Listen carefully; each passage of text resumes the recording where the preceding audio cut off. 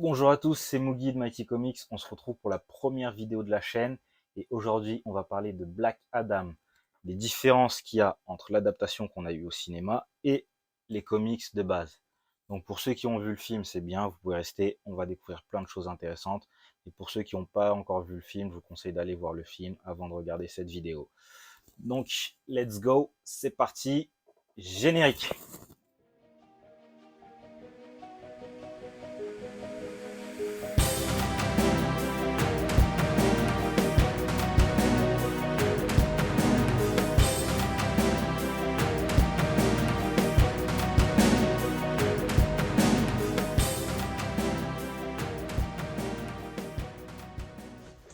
Dans cette vidéo, je vais vous lister 6 éléments du film qui divergent par rapport aux comics.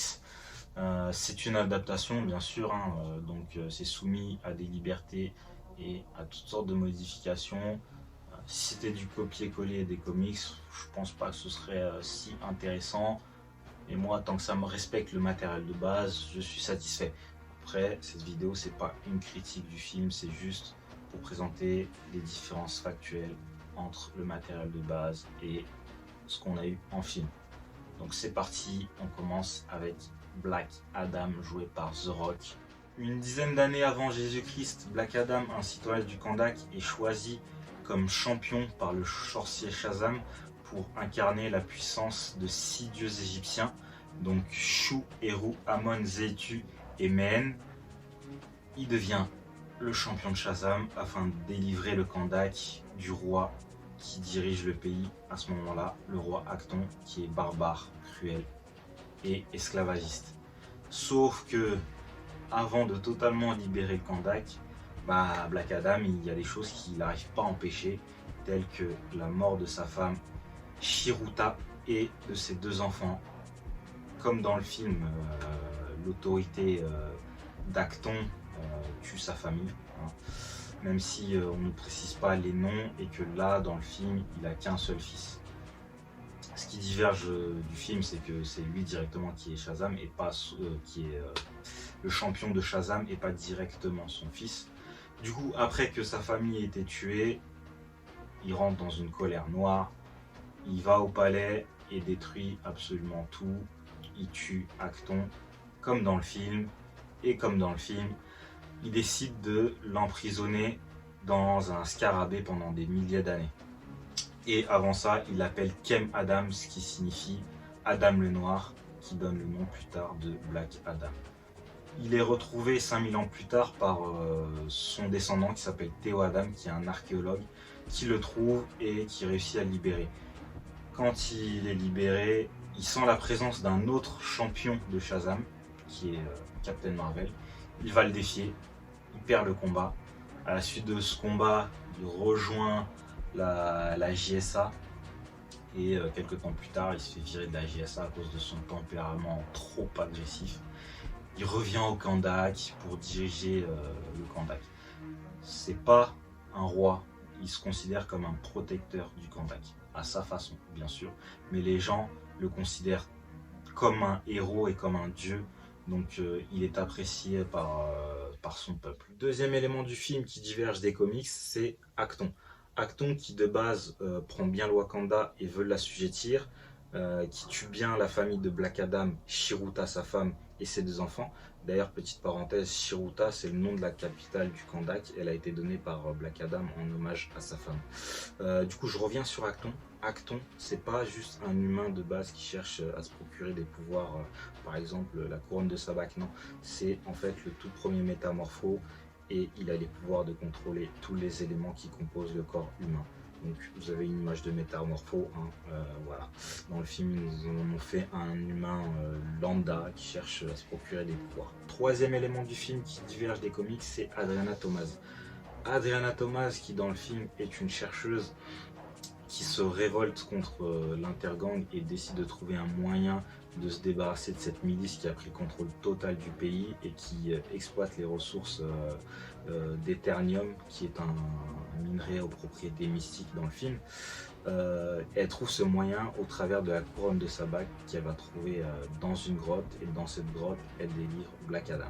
Dans les comics, c'est une autre histoire. Adriana, en fait, c'est une jeune égyptienne qui a été capturée par l'Intergang pour servir de cadeau ou d'offrande à Black Adam dans le cadre de négociations. Négociations qui consistent en fait à demander à Black Adam d'accepter que le camp Dax soit un point de passage pour le trafic d'armes intergalactiques de l'Intergang. Puisque l'Intergang, en fait, ils opèrent dans l'Amérique du Nord et ils aimeraient bien s'exporter au Moyen-Orient, et le camp Dax c'est un bon point de passage puisqu'il se situe au nord de l'Afrique et c'est une porte vers le Moyen-Orient. L'Intergang envoie deux émissaires qui apportent de l'or et une jeune fille vierge à Black Adam en espérant que celui-ci accepte l'offre. Mais il refuse et tue l'un des deux émissaires. La réponse est claire, nette et précise. À partir de là, Adriana reste au camp Dax puisqu'en Égypte, sa famille a été tuée par l'Intergang, sauf son frère, mais on y reviendra plus tard. Adriana reste et elle a un effet positif sur Black Adam, elle réussit à le rendre meilleur et en tant que protecteur, elle lui conseille d'agir directement pour l'intérêt du peuple sans passer par l'oppression. Et Adam, il comprend ce qu'elle veut dire et il décide de l'emmener au rocher de l'éternité. Pourquoi faire? Pourquoi faire? Je vais vous le dire pourquoi faire. Adam emmène Adriana au rocher d'éternité qui à ce moment-là est gardé par Captain Marvel puisque le sorcier Shazam est mort. Et c'est dans le but de lui offrir les pouvoirs de la déesse Isis. Et ces pouvoirs-là, ils sont enfermés dans l'amulette où a été enfermé justement Adam pendant 5000 ans. Il explique qu'elle est digne et qu'elle a toutes les vertus pour devenir la nouvelle championne d'Isis. Et Captain Marvel, qui était à côté, confirme les paroles d'Adam. Adriana, au début, elle est un peu réticente. Elle se demande pourquoi elle n'a pas trop envie de devenir comme Black Adam. Mais Black Adam, il lui dit qu'elle a besoin d'elle à ses côtés pour changer le monde. Finalement, elle accepte en prononçant la phrase « Je suis Isis ». Elle devient Isis et elle a quasiment les mêmes pouvoirs que Black Adam. Et ils partent ensemble à travers le monde pour apporter la paix. Mais dans leur croisade, ils tombent amoureux, les deux se marient. Black Adam n'a jamais été aussi heureux depuis qu'il a perdu sa famille. Et Adriana n'oublie pas qu'elle a un frère qui a été capturé par Intergang et il décide d'aller le récupérer. Du coup, Black Adam et Isis réussissent à localiser Amon qui est retenu captif par l'Intergang. Quand ils arrivent, Amon il est complètement mal en point, il vient de se faire torturer et le seul moyen de le sauver, c'est que lui prononce le mot Black Adam et il devient Osiris. Il devient Osiris, il est totalement guéri et il rejoint Black Adam et Isis dans leur croisade pour apporter la paix dans le monde. Du coup, je pense que vous avez deviné que Amon dans le film, c'est pas son frère, mais c'est son fils, là, le mec chiant dans tout le film. Ce mec, il est complètement chiant, mais vous avez deviné que voilà, c'est lui. Et bon, pour moi, c'est un peu un name drop, mais ils vont se rattraper dans le sens où je vois très clairement arriver le fait que Adam va partager ses pouvoirs avec Adriana et son fils Amon, et ils vont devenir Isis et Osiris. Quatrième élément du film qui diffère des comics, la JSA. La Justice Society of America, c'est le tout premier groupe de super-héros dans l'univers DC Comics et c'est un groupe qui continue d'exister et qui existe pour la formation de la future génération. Donc c'est un groupe de héros qui forment des jeunes, en gros, maintenant. Dans le film, on n'a pas tous les membres parce que les membres dans les comics, ils sont allez, une bonne vingtaine. Et dans le film, on les a pas tous et je pense avoir l'explication que j'expliquerai plus tard en détail. Mais commençons d'abord par une petite présentation des 4 membres qu'on a ici. On a Hawkman. Hawkman qui à la base est un prince égyptien du nom de Khufu Qatar et il a une épouse du nom de Shayara. Alors ce couple il a été tué par le prêtre Hatset avec un couteau en métal NTH. Le métal NTH, pour faire la parenthèse, c'est un métal qui vient de la planète Tanagar et qui a la propriété d'être très résistant et de défier la gravité, qui se contrôle par la pensée. Du coup, ce couple a été tué, mais il a aussi été maudit. Maudit à se réincarner à travers le temps. Ils sont maudits à se voir mourir l'un l'autre, ne plus se souvenir de leur ancienne vie.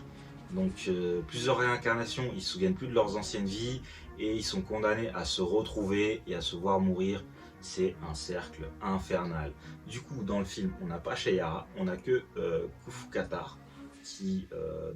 on a la version de la réincarnation en Carter Hall, qui dans les comics c'est un archéologue, mais bon, là je pense aussi qu'il a été archéologue dans la version film, mais il n'y a pas de grande différence, si ce n'est que Carter Hall c'est vraiment un super-héros hyper agressif Et là dans le film on se sent moins agressif, mais ça n'a pas vraiment trop d'impact, je dirais.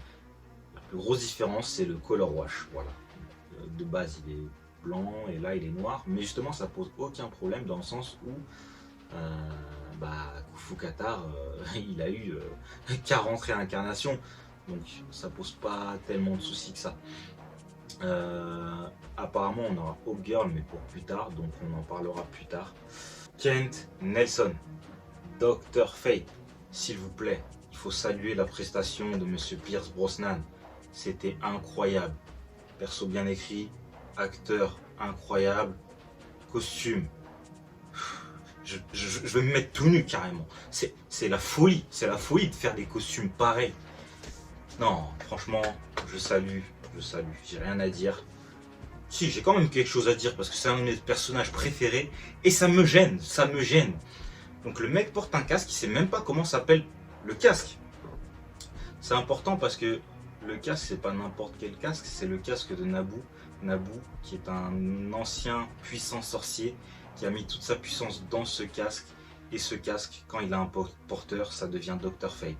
C'est le cas de Kent Nelson qui l'a trouvé justement en 1920 parce que c'est un archéologue.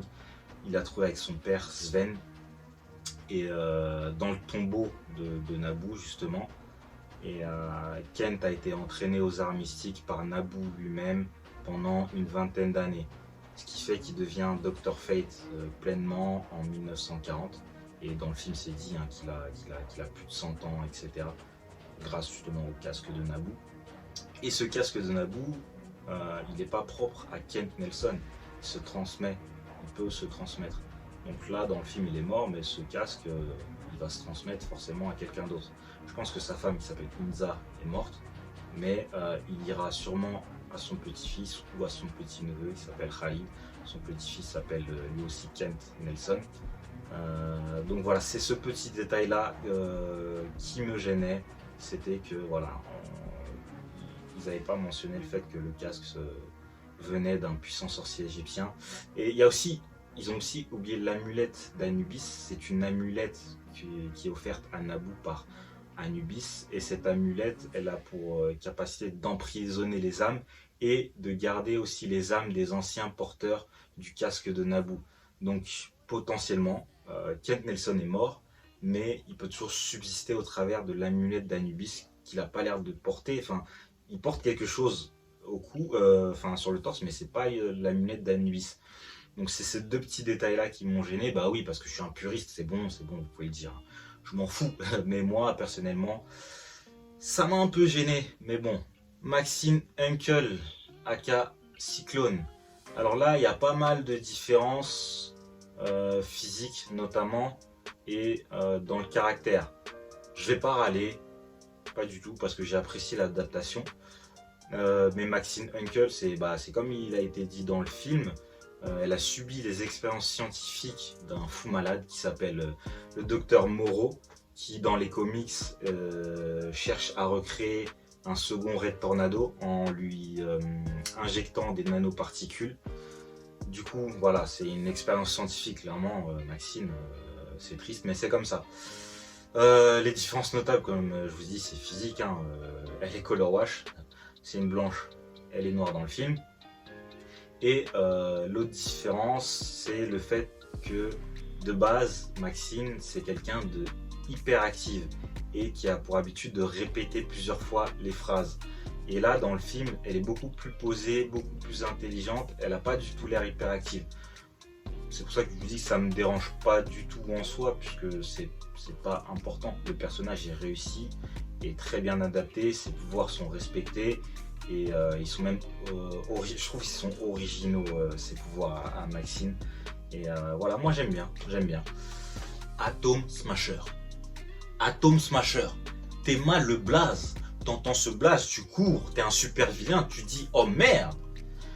Mais là non, pas du tout. Non, tu vois un gamin qui fait pas du tout peur. Mais bon, c'est pas vraiment ce dont je veux vous parler. Ce dont je veux vous parler, c'est en lien avec son oncle qui nous est présenté quand il est en FaceTime. Son oncle, il dit que le costume lui vient du premier Atom Smasher qui est son oncle. Sauf que dans les comics, son oncle n'est pas du tout Atom Smasher, son oncle c'est juste Atom, et il s'appelle Hall Pratt. Il s'appelle Albert Rothstein, Atom Smasher. Et son oncle s'appelle Hall Pratt. Mais Atom, donc Hall Pratt, son oncle, dans les comics, il a aucun pouvoir. Il n'est pas censé changer ses molécules pour devenir un géant. Donc je sais pas pourquoi ils ont dit que c'est le premier Atom Smasher, sachant que dans les comics c'est Atom tout court et c'est deux persos complètement différents. Voilà, c'est vraiment la différence qu'il y a avec les comics. Je comprends pas pourquoi ce changement. Je sais pas, ils ont name drop. Ils ont pas name drop du coup, ils ont supprimé le nom d'un perso. Chose que je ne comprends pas. Cinquième élément du film qui diffère des comics, c'est l'intergang. Alors, j'aimerais dire que c'est un name drop totalement pourri et qu'ils ont gâché un groupe pour rien, mais il y a un truc intéressant. Je vais vous expliquer.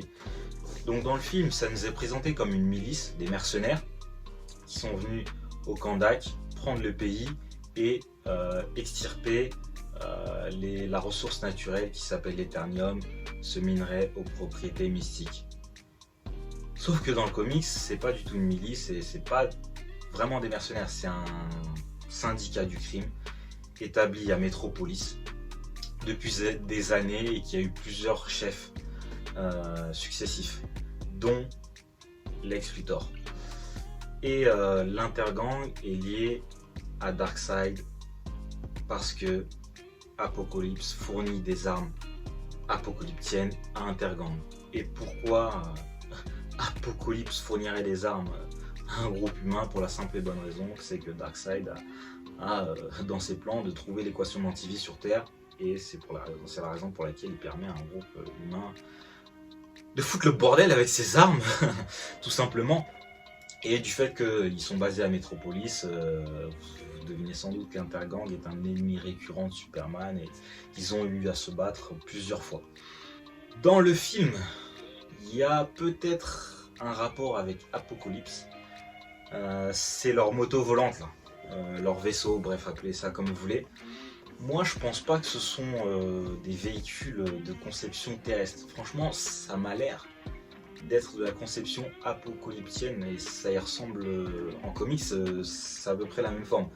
Et même leur tenue, pour moi, ça vient d'Apocalypse. Ce serait pas un name drop gâché, ils auraient réellement un lien avec Darkseid du coup. Franchement, je l'espère. Sixième élément du film qui diffère des comics, Sabbac, le démon Sabbac. Mais avant de parler de Sabbac en lui-même, on va parler de celui qui l'invoque, ou plutôt celui qui devient Sabbac, Ismael Grégor. Alors dans le film, il nous est dit que c'est le descendant d'Acton, le roi Acton qui a pris le Kandak en dictature, mais dans les comics c'est pas du tout le descendant d'Acton et il a rien à voir avec le Kandak. Ismael Grégor dans les comics c'est un russe et il a un parcours phénoménal dans la criminalité. À 12 ans, il devient tueur à gages. À 16 ans, il engage des tueurs à gages à son compte. À 20 ans, c'est l'un des chefs de la plus grande organisation criminelle de Moscou. 5 ans plus tard, il décide d'aller aux États-Unis et il devient capitaine de la mafia russe. Et plus tard, il devient lui-même chef de la mafia russe à New York. Alors ce mec s'arrête pas là. Ce mec, il veut tellement aller haut qu'il se dit un jour « Je veux des pouvoirs, je veux être un démon ». Il se renseigne sur Sabbac, le démon Sabbac. Mais il se trouve que Sabbac, en fait, il fonctionne comme Black Adam et Captain Marvel. Il y a besoin de prononcer un mot pour devenir Sabbac. Et du coup, il y a un champion, Sabbac, qui est Timothée Carnes. Timothée Carnes, c'est un ancien ennemi de la Marvel Family, qui est détenu à Iron Heights. Et du coup, il est détenu à Iron Heights avec le larynx coupé. Ismael Grégor le trouve, le libère et procède à un rituel de sang pour s'approprier Sabbac. Et Sabbac, c'est l'invocation de 6 démons. Dedans, il y a Satan, Anin, Bélial, Belzébuth, Asmodeus et Crétéis. c'est les 6 démons qui composent Sabbac. Et je trouve que dans le film, Sabbac, il est pas mal cheaté, parce que dans les comics, j'ai l'impression qu'il est beaucoup moins puissant que ça. Et dans le film, il nous est dit qu'il y a besoin de la couronne de Sabbac pour l'invoquer, mais dans les comics, ça se passe pas du tout comme ça, c'est juste une invocation, voilà, à travers ce que je viens de vous dire. Et il provient pas du tout du rocher de la finalité. Le rocher de la finalité, c'est un name drop pourri, et même dans les comics, il a apparu plus de 2 fois, et c'est le rocher qui contient les 7 vertus de l'homme. Donc la foi, l'espoir, la charité, la fortitude, la justice, la providence et la tempérance. Et il est gardé par personne, au contraire du rocher de l'éternité qui est gardé par Shazam ou Captain Marvel. Donc voilà, c'est tout pour Sabbac, et c'est tout pour cette petite vidéo sur les différences entre ce qu'on a vu dans le film Black Adam et ce qu'on a vu et ce qu'on a dans les comics. Si vous voyez d'autres différences, mettez-les en commentaire, je suis toujours preneur, c'est toujours intéressant. Comme je vous ai dit, il y en a que j'ai pas cité parce que je les trouve minimes, mais voilà. C'est la fin de cette vidéo, merci d'avoir suivi. Je vous encourage vraiment à vous abonner, à partager, à liker, tout ça. J'espère vraiment que ça vous a plu. Et ciao!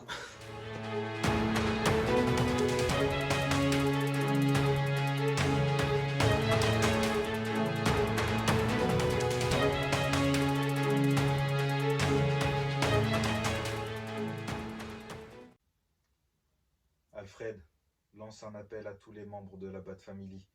Je les veux dans la Batcave dans 1 heure.